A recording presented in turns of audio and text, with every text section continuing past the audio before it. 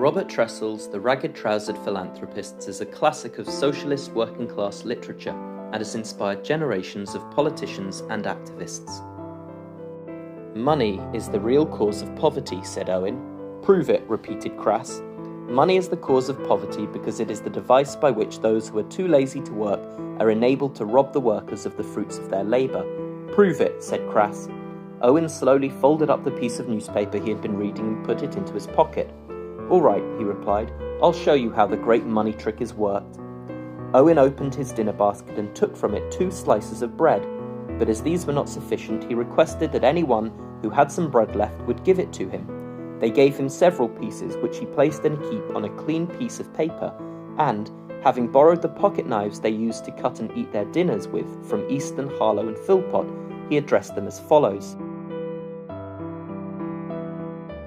"These pieces of bread represent the raw materials which exist naturally in and on the earth for the use of mankind.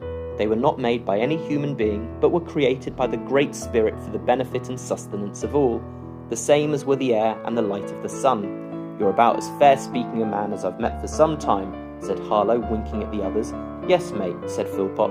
"Anyone would agree to that much. It's as clear as mud." "Now," continued Owen, "I am a capitalist, or rather, I represent the landlord and capitalist class. That is to say, all these raw materials belong to me. It does not matter for our present argument how I obtain possession of them, or whether I have any real right to them. The only thing that matters now is the admitted fact that all the raw materials which are necessary for the production of the necessaries of life are now the property of the landlord and capitalist class. I am that class. All these raw materials belong to me." "Good enough," agreed Philpot. "Now you 3 represent the working class. You have nothing, and for my part, although I have all these raw materials, they are of no use to me. What I need is the things that can be made out of these raw materials by work. But as I'm too lazy to work myself, I've invented the money trick to make you work for me. But first I must explain that I possess something else beside the raw materials. These 3 knives represent all the machinery of production, the factories, tools, railways and so forth, without which the necessaries of life cannot be produced in abundance. And these 3 coins," taking 3 halfpennies from his pocket, "represent my money capital.